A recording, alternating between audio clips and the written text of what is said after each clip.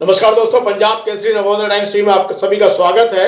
जैसा कि आप सभी जानते हैं, गणतंत्र दिवस के दिन दिल्ली में किसान आंदोलनकारियों के बीच कुछ उपद्रवी आए और दिल्ली को कई जगहों पर तहस नहस कर दिया। आज इस मामले में लगभग 37 किसानों के खिलाफ एफआईआर हो चुकी हैं। दर्शन पाल, राजेंद्र सिंह, राकेश टिकैत, बलवीर सिंह राजोवाल, जोगिंदर सिंह उग्राहा जैसे कई बड़े किसान नेताओं के खिलाफ ये एफआईआर हुई है। 62 दिन से चल रहा ये धरना और आज ये एफआईआर हो गई है। 2 लोग बड़े धरने समेट भी दिए गए हैं। हमारे साथ मौजूद है इन्हीं सब बातों पर बातचीत करने के लिए डॉक्टर राजेंद्र सिंह, जिन्हें हम जन पुरुष के नाम से जानते हैं। राजेंद्र सिंह जी नमस्कार। नमस्ते। नमस्ते। पंजाब केसरी नवोदय टाइम्स टीवी में आपका स्वागत है। थैंक यू, धन्यवाद धन्यवाद। धरने का आज 63वां दिन है जी, और 62वां दिन इतना अशुभ बीता है कि वो सारे 61 दिन की मेहनत को लेकर के सवालिया निशान लगने लगे हैं। देखिए, ऐसा होता है कि हिंदुस्तान के इतिहास में इतना लंबा, शांति में, इतनी बड़ी संख्या में ये भारत के गण का गणतंत्र दिवस पर अपने राष्ट्रीय ध्वज को हाथ में लेकर सम्मान सहित दिल्ली में जाना एक तरह से बहुत शुभ था। लगता था कि एक लंबे समय के बाद वास्तविक गणतंत्र मनाया जाएगा। और बहुत सारी यात्राएं ठीक से हो गई। बहुत सारे लोग अपनी जगह पर पूरा मार्च करके वापस भी पहुंच गए। लेकिन कुछ लोग कहां से आए, कैसे आए मालूम नहीं, और उनको पुलिस ने कैसे जाने दिया लाल किले पर, क्यों जाने दिया, क्या उद्देश्य था। और लाल किला तो जो हमारे भारत के आज़ादी के इतिहास का सबसे ऐतिहासिक स्थान है, वो भी मुझे लगता है कि हमारी सरकारों ने उसको भी निजी हाथों में दे दिया है प्रबंधन के लिए। इसलिए वहाँ पर शायद इतनी फोर्स नहीं होगी जो उसका इंतजाम करती होगी। इसलिए ये घटना बिल्कुल पता नहीं कैसे हो गई, पर यह घटना बहुत अपमानजनक है। इस घटना ने बहुत दुखी किया मन को, आत्मा को, कि भाई जो हमारा राष्ट्रीय गौरव है, भारत का संविधान, और उस संविधान के सम्मान में हम सब लोग उत्सव से गणतंत्र दिवस मनाते हैं। ये गणतंत्र दिवस भारत का गण एक साथ दिल्ली में पहुंचकर आनंद से मनाएगा, ऐसा हमें लगता था। और उसके बीच में ये जो छुटपुट घटनाएं हुई, उन छुटपुट घटनाओं ने जो एक उत्सव था, जो एक सम्मान का, गौरव का प्रतीक था गणतंत्र दिवस, उसमें बहुत सारा उसके मान सम्मान को बहुत बट्टा लगाया है। मुझे लगता है कि ये कुछ साजिश है, कुछ सोची समझी साजिश है। ये साजिश किसकी है मुझे मालूम नहीं, लेकिन कभी भी जो इतनी बड़ी भीड़ 63 दिन से अहिंसा में हो, वो ऐसे अचानक हिंसा नहीं कर सकती। हिंसा मैं आपकी बात से सहमत हूं, लेकिन आंदोलन की शुचिता को बनाए रखना जितना बड़ा काम किसानों के लिए था, शायद उतना बड़ा काम वो सरकार के लिए नहीं होगा, क्योंकि सरकार के तो आप खिलाफ बैठे हैं, या सत्तारूढ़ दल के तो आप खिलाफ बैठे हैं।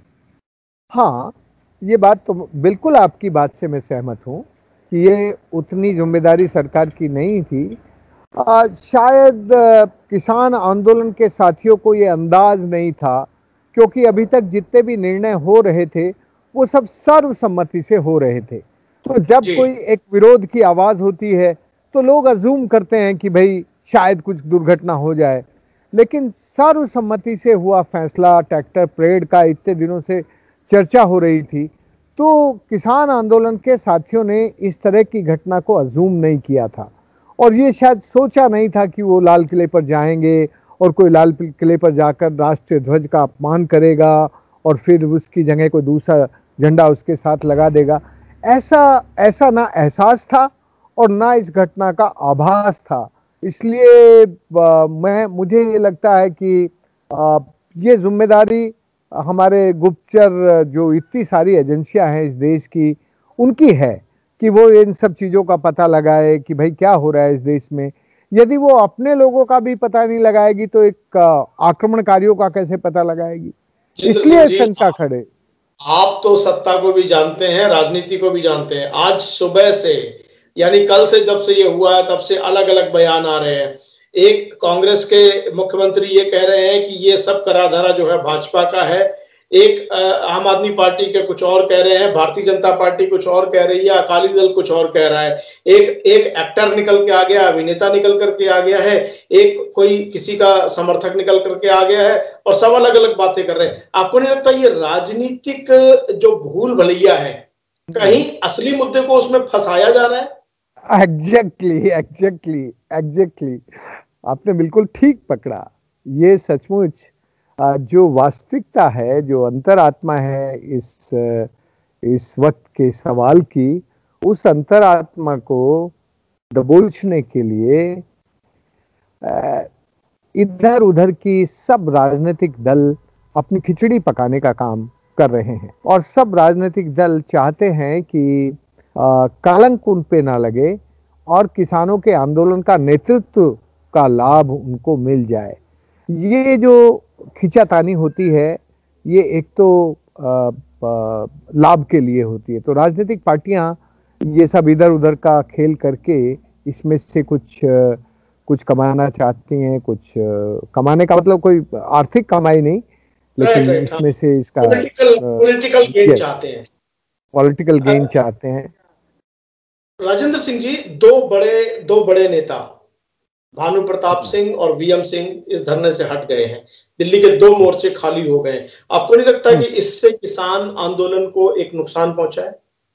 मैंने तो आज नहीं, कल रात को ही जब ये घटना हुई तभी से ये मुझे लग रहा था, और मैंने, आपने यदि मेरा लेख पढ़ा हो तो कल रात को ही लिखा था कि अब एक क्षणिक झटका लगेगा इस आंदोलन को, जब कुछ लोग थोड़े अलग होंगे, कुछ लोग थोड़े अपने अपने तरीके से वापस कुछ अलग अलग मुद्दों पर तैयारी करेंगे।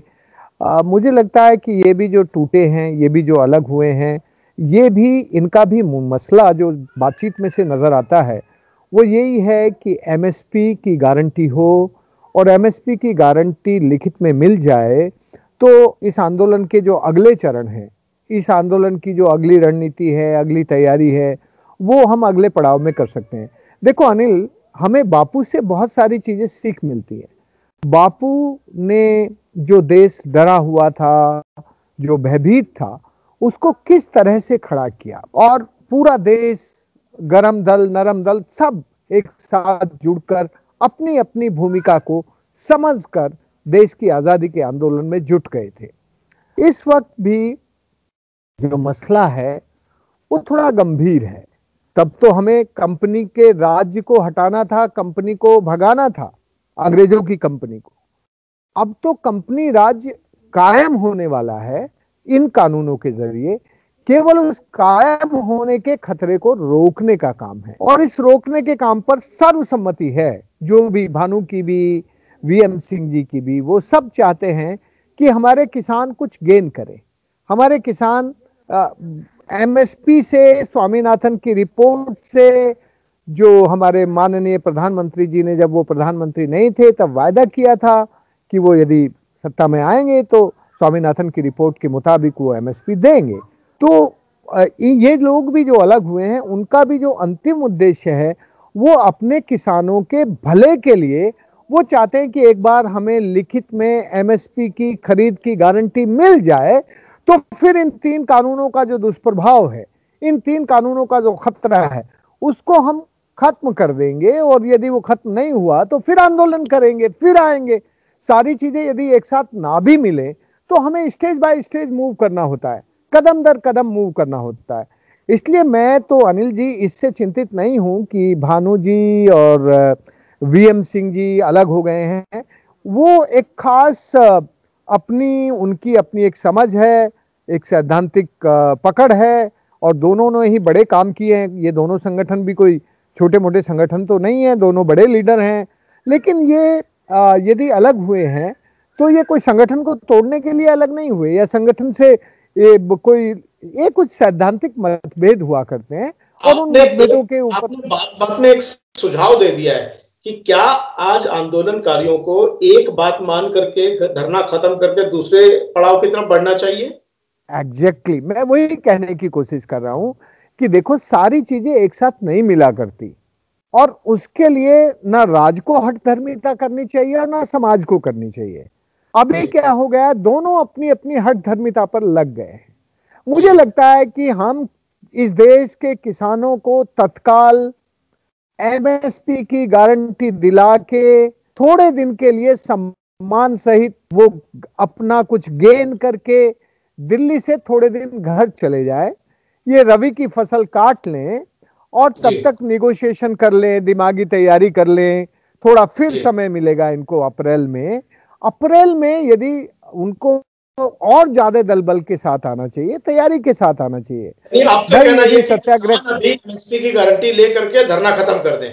हाँ, ये कहना है मेरा कहना ये है कि हम एमएसपी की गारंटी से धरना खत्म करें और एमएसपी की गारंटी में ये संभावनाएं तलाशने की कोशिश करें कि ये तीनों जो कृषि कानून है, ये जो कंपनी राज है, उसको हम कैसे नाकाम कर सकते हैं, कैसे रोक सकते हैं, कैसे रद्द कर सकते हैं।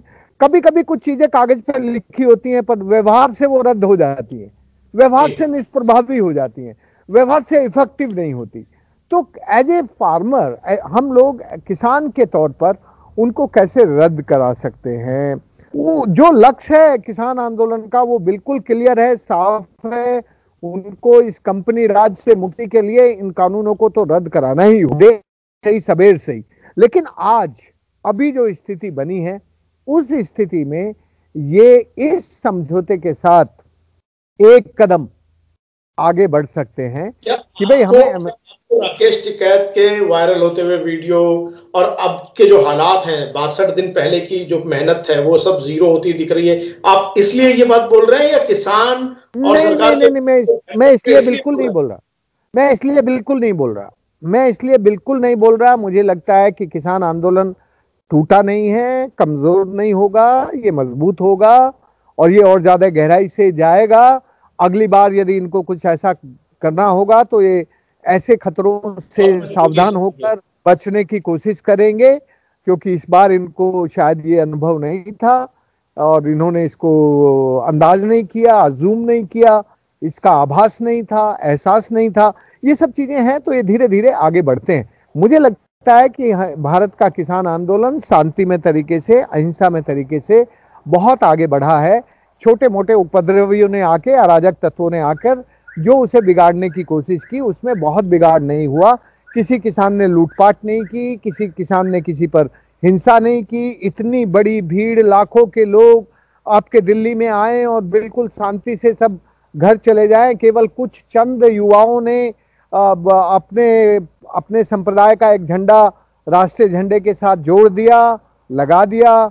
ये सब घटनाएं तो देखो भाई, मैं इसका बहुत अंदर से विरोध करता हूं, मैं अंदर से निंदा करता हूं, पर फिर भी तुम्हें देखना होगा कि जहां इतने लाखों लाख ट्रैक्टर आए हों, लाखों लाख लोग हों, उनमें से कोई ना कोई एक आधा घुस आता है।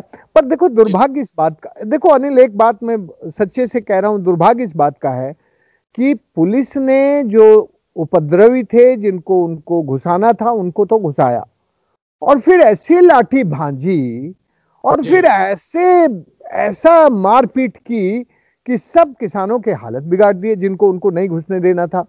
तो ये सब बातें समझ में आती हैं कि ये कहां से भूल हुई, किस रणनीति का हिस्सा था, किस कॉन्स्पिरेसी का हिस्सा था, ये सब समझ में आती है। लेकिन भाई जी, मैं अभी ये नहीं कह रहा कि यही सत्य है। मैं अपने सत्य पर थोड़ा सोच समझ के चीजों को देखकर ही कहता हूं कि यही सत्य है। इसलिए मैं इन सारी बातों को शंका के साथ ले रहा हूं। मैंने इस सत्य की रक्षा के लिए 30 जनवरी को बापू के जन्मदिन पर अपनी जल बिरादरी की, पूरे राज्य भर, सारे देश की, राष्ट्र भर की इकाइयों को निवेदन किया है कि उस दिन सर्वधर्म प्रार्थना करके, सब धर्मों का बराबर सम्मान करके हम एक दिन का उपवास करें। तो 30 जनवरी इस किसान आंदोलन के शांति में 62 दिन चलने के समर्थन में हम एक दिन का उपवास करेंगे और किसान आंदोलन के नेताओं से ये चाहेंगे कि वो अपना जी जान लगाकर जो सत्य है उसको इस देश के सामने लाएं और इस देश को बताएं। बहुत अच्छी बात। चलिए हम इसी नोट के साथ आपसे विदा लेते हैं। किसान आंदोलन की शुचिता बनी रहे, राजेंद्र सिंह जी का कहना है। पहली बात, किसान आंदोलन की शुचिता बनी रहे। दूसरा, अभी एमएसपी की गारंटी लेकर के इस किसान आंदोलन को यहीं पर ब्रेक दिया जाए और उसके बाद फिर दूसरी तैयारी, नई ऊर्जा के साथ दोबारा जुटा जाए। आप हमारे साथ जुड़े, आपका बहुत बहुत धन्यवाद। नमस्कार। नमस्ते।